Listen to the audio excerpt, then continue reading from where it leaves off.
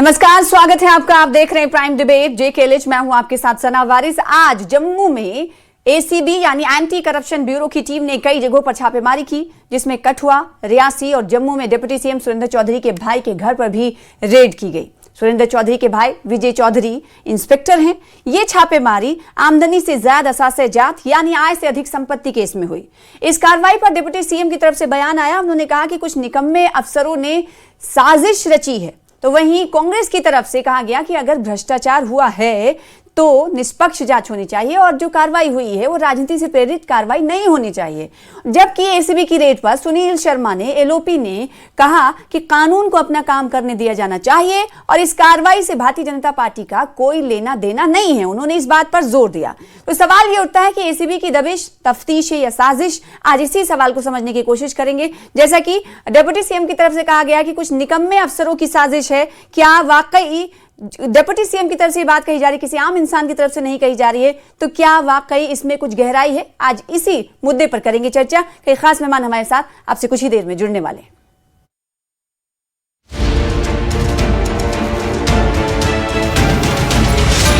काम के एलिगेशन किस पे लगते हैं? काम करने पर। ये ऐसे निकम्मे ऑफिसर जो हैं ये साजिशें चलते हैं, लेकिन जो काम करने वाला ऑफिसर है, कभी आपने देखा है उसको कि भाई उस पर एलिगेशन नहीं लगती? सिलेक्टिवली लोगों को चुना जा रहा है, सिलेक्टिवली कार्रवाई हो रही है।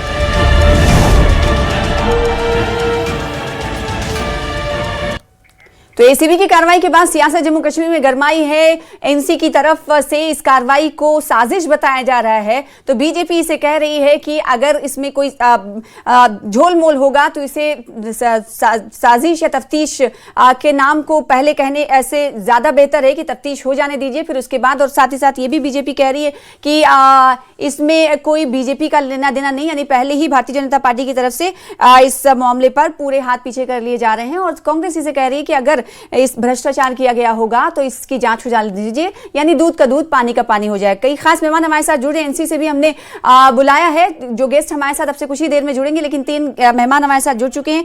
Advocate RS. पठानिया साहब हैं, भारतीय जनता पार्टी के एमएलए, स्पोक्स पर्सन भी हैं। आपका स्वागत करते हैं। इसी के साथ हमारे साथ independent MLA advocate Muzaffar Iqbal Khan साहब हैं। आपका भी इस्तकबाल करते हैं इस डिबेट का हिस्सा बनने के लिए। और पॉलिटिकल एनालिस्ट हमारे साथ डॉक्टर विकास पाढ़ा साहब जुड़े हुए हैं। आपका भी स्वागत करते हैं इस डिबेट का हिस्सा बनने के लिए। वैसे तो इस डिबेट की शुरुआत नेशनल कॉन्फ्रेंस से हमें करनी थी कि आखिर नेशनल कॉन्फ्रेंस में की जानिब से जो बात कही गई है, डिप्टी सीएम की तरफ से कही गई है कि ये साजिश है, इसमें कोई सच्चाई नहीं है, तो आखिर किस बुनियाद पर डिप्टी सीएम की तरफ से बात कही जा रही है, ये पूछना था।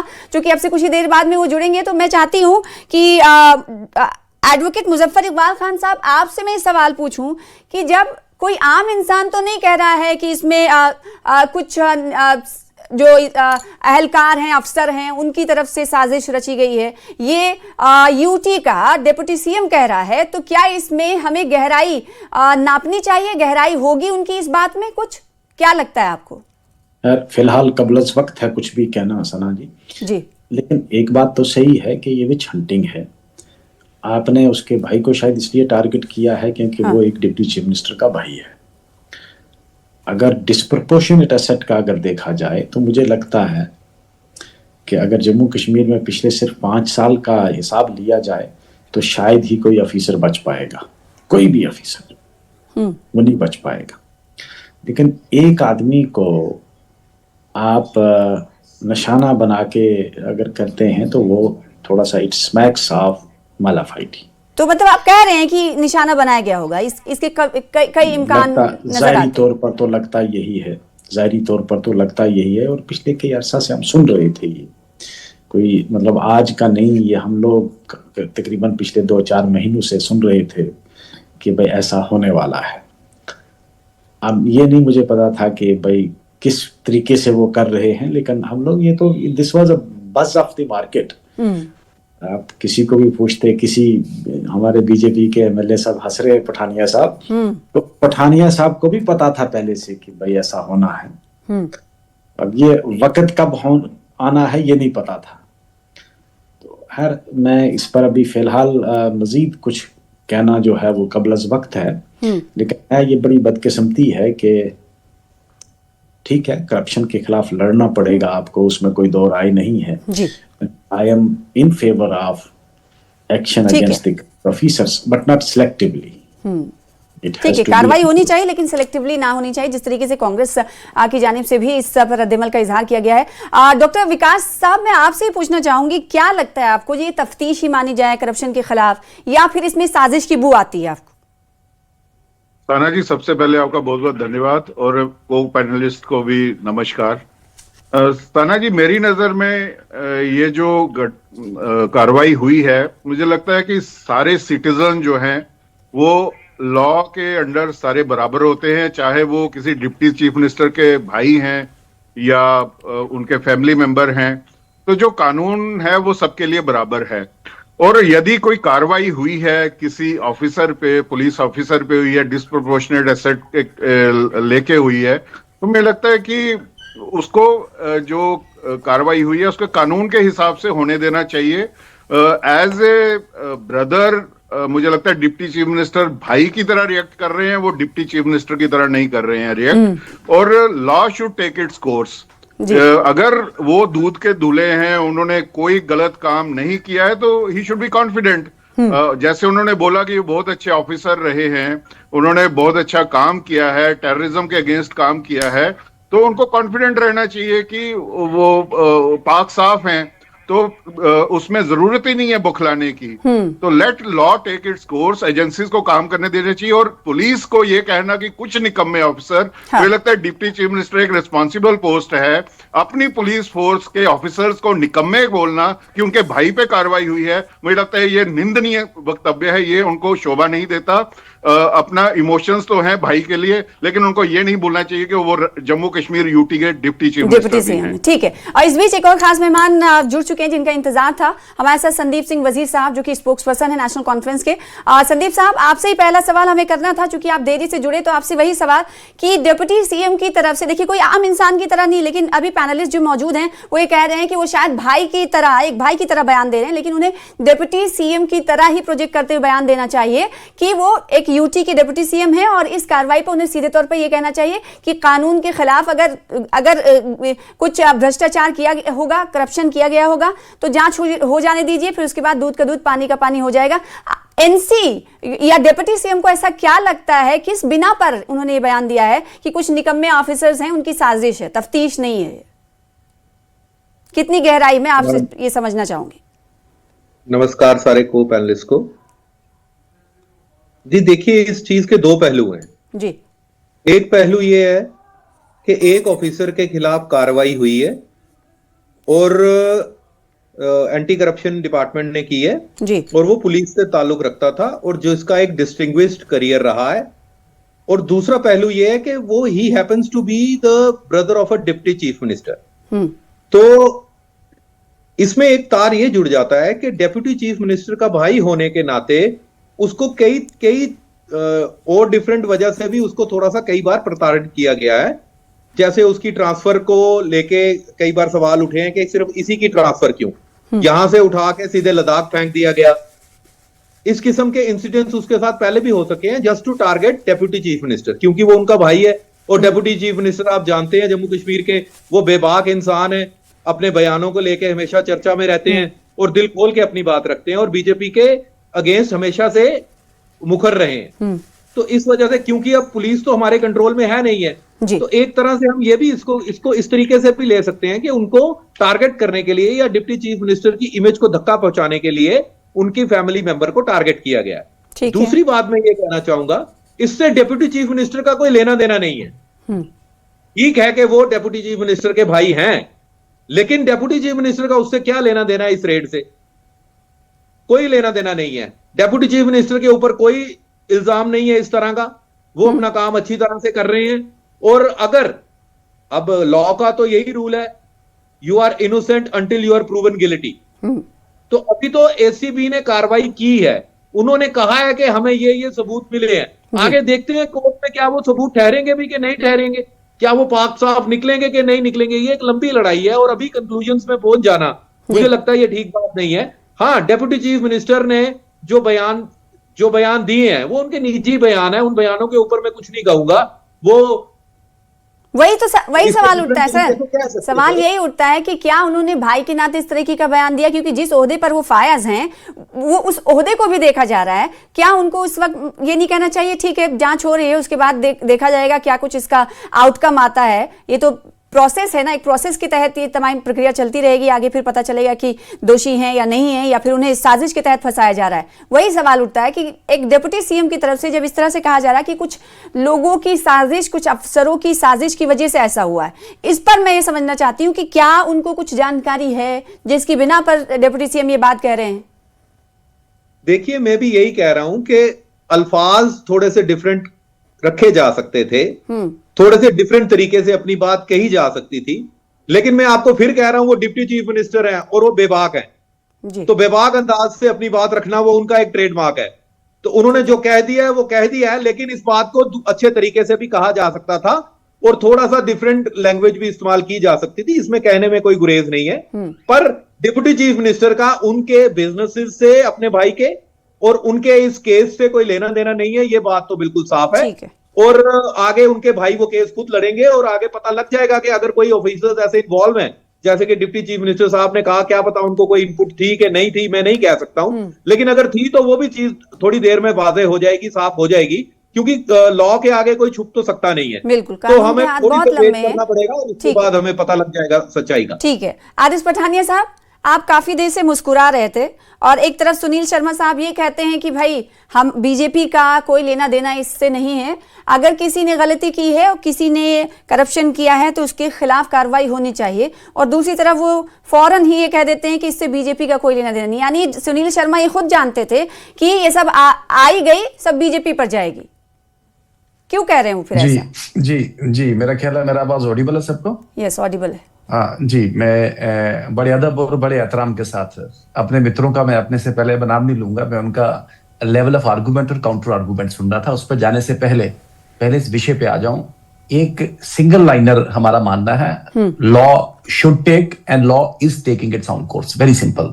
इसको पॉलिटिकल ओवरटोन हम कम से कम ना दें। इसमें बीजेपी का ये एनसी का व्यू या किसी का व्यू नॉट, और मुझे बड़े अफसोस और बड़े मुझे लगता है बड़े लो लेवल पे पॉलिटिकल पार्टीज ने जाके कल को नेशनल कॉन्फ्रेंस का स्टेटमेंट टोटली कंडेम्नेड, कांग्रेस का statement totally out of context. इसमें पॉलिटिकल पार्टीज देखें, एक माहौल बन गया पूरे देश में, हम एजेंसीज पे कम से कम एस्पर्शंस उठा रहे हैं। जहां तक बात है माननीय उप मुख्यमंत्री साहब की, मेरे मित्रों ने भी को कोशिश की टू डिफेंड द इंडिफेंसिबल, जो मेरे एक फेलो वो एमएलए हैं असेंबली में हमारे साथ, और ऐसे भी मेरे एक पर्सनल मित्र हैं, ऐसी कोई बात नहीं है। चलो थोड़ी बहुत तिलक कोई इश्यूज बेस्ड होती भी है तो कोई ऐसी बात नहीं, लेकिन जो फैक्ट्स उभर के सामने आया, जरा आपके माध्यम से बताना चाहूंगा कि पुलिस में ये सिंपल, एक विजय चौधरी एक पुलिस के इंस्पेक्टर हैं, और जो फैक्ट्स उभर के आए हैं, जो विजिलेंस इनके सामने लाए हैं, 100 कनालों के पास जमीन इनके और इनके परिवारजनों के नाम पे है।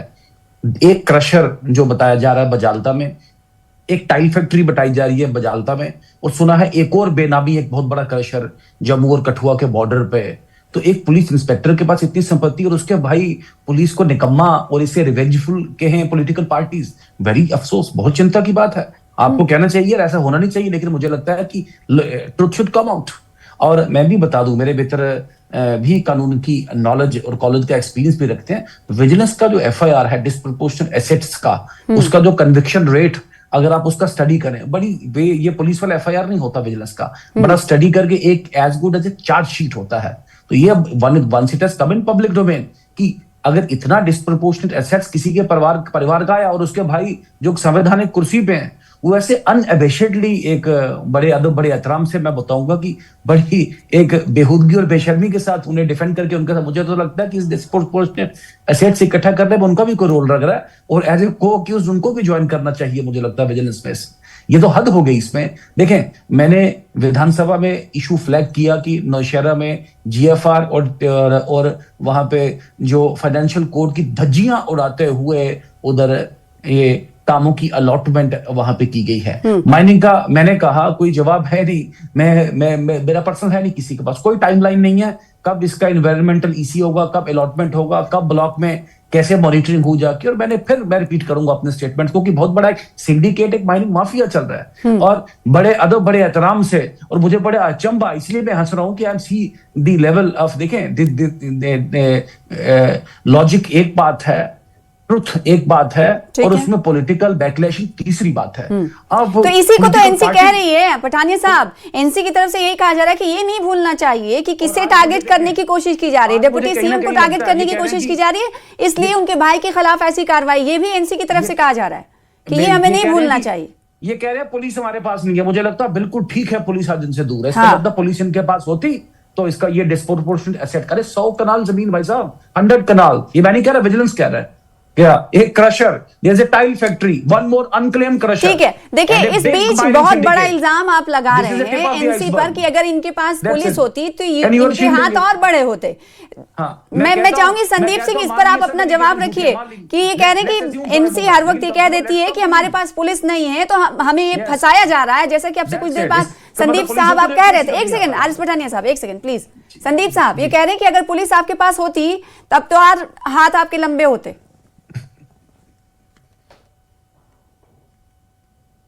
एक माइनिंग माफिया चल, ये कह रहे हैं कि अच्छा ही है पुलिस इनके पास नहीं है।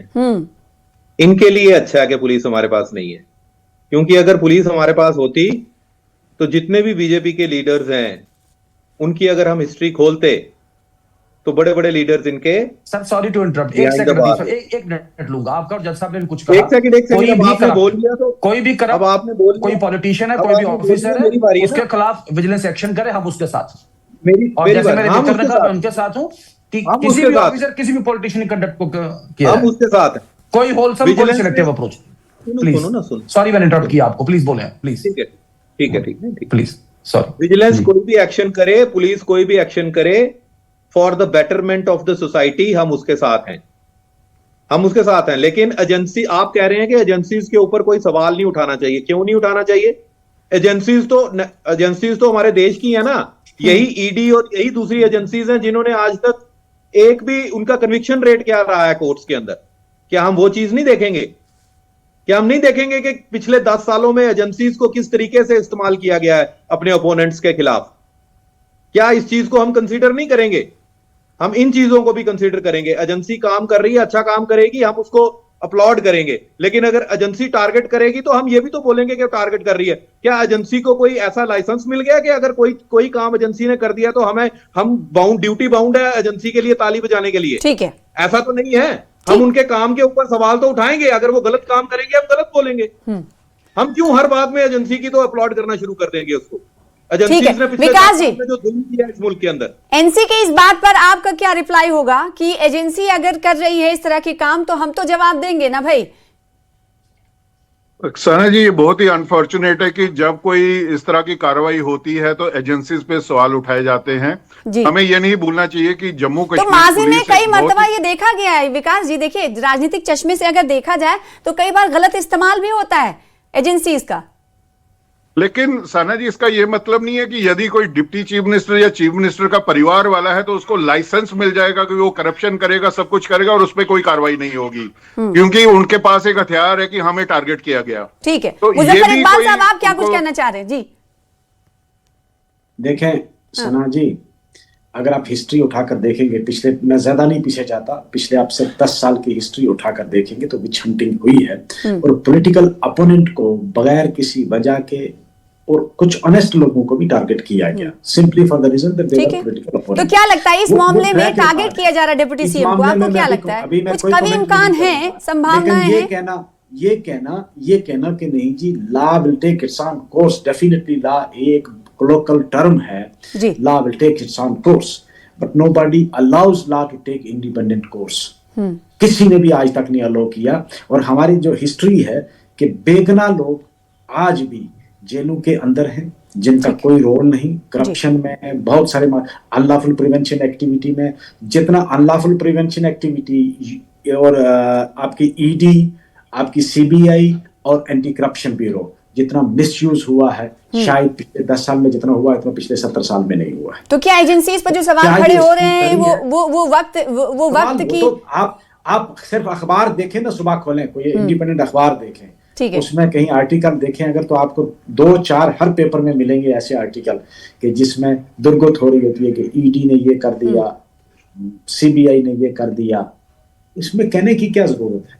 वो तो आपको ये वीडियो लग रहा है हमसे कि ज्यादा पता है। आपको मैं वो तो आप बता रहे हैं कि एक ऐसे करके कि आप देखें पिछले 10 सालों में, मैं आपको इस मामले पर लाना चाहती हूं कि क्या आपको लग रहा है कि इस मामले में भी एजेंसीज पक्षपात भरी कार्रवाई कर रही हैं? It will be premature to say anything at this stage. मैंने ठीक आपको शुरू है, में मैं कहा, चाहूंगी अभी कि investigation- संदीप साहब आप लास्ट कमेंट अपना दें, फिर उसके बाद डिबेट को कंक्लूड करूंगी। जी देखिए विकास साहब हमारे पॉलिटिकल एनालिस्ट हैं, ये कह रहे हैं दिस इज वेरी अनफॉर्चुनेट के हाँ। कोई हम इस स्टेटमेंट के पीछे नहीं छुप रहे हैं। हमने कब कहा कि उन्होंने कार्रवाई की है तो हम उसको फेस नहीं करेंगे? क्या हम उनकी कार्रवाई से भाग रहे हैं? हम तो छाती सामने रख के उसको कह रहे हैं कि आपने अगर कार्रवाई की है किसी ऑफिसर के खिलाफ तो वो ऑफिसर के खिलाफ कार्रवाई है, वो उसको डिफेंड कर लेगा खुद ही। वो तो वक्त बताएगा कि क्या वो तो वही तो ये guilty कह था रहे हैं कि नहीं था, कि वो तो- फिर डिप्टी सीएम को ये कहना चाहिए था ना कि वक्त की बस इंतजार करिए, दूध का दूध पानी का पानी हो जाएगा। उन्हें ये नहीं कहना बिल्कुल, चाहिए मैंने कि ये आपको- साजिश है। मैंने आपको पहले भी ये बात कही है कि साजिश का अंदेशा तो मुझे भी है, डिप्टी सीएम तो बड़ी दूर की बात है, मुझे भी है साजिश का अंदेशा, लेकिन डेप्यूटी सीएम अपनी बात को डिफरेंट तरीके से भी कह सकते ठीक है, थे। आपका कहने का अब मतलब ये है कि बात- अंदाजे बयां डिप्टी सीएम का अक्सर बेशतर हम देखते हैं, बिल्कुल तो उसी अंदाजे बयान में उन्होंने बात कही है। और इसके पीछे की वजूहात क्या है, क्या साजिश है या तफ्तीश तक ही ये मामला होगा, सीमित रहना है, वो आने वाले दिनों में देखा जाएगा। लेकिन मौजूदा वक्त जरूर ये दिखाता है कि जम्मू कश्मीर में इस मुद्दे पर सियासत जोर शोर से चल रही है। बहुत शुक्रिया अदा करना चाहेंगे एडवोकेट मुजफ्फर इकबाल खान साहब आपका, पाढ़ा साहब आपका, आरिफ पठानिया साहब आपका, संदीप जी आपका हमारे साथ जुड़ने के लिए, इस खास डिबेट का हिस्सा बनने के लिए। फिलहाल इसी के साथ मुझे दीजिए इजाजत। देखते रहिए न्यूज़ 18 जम्मू कश्मीर, लद्दाख, हिमाचल।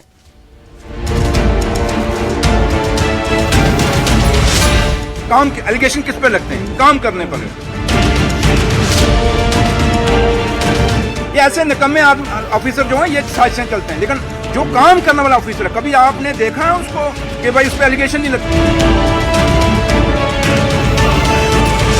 सिलेक्टिवली लोगों को जो है चुना जा रहा है, सिलेक्टिवली कार्रवाई हो रही है।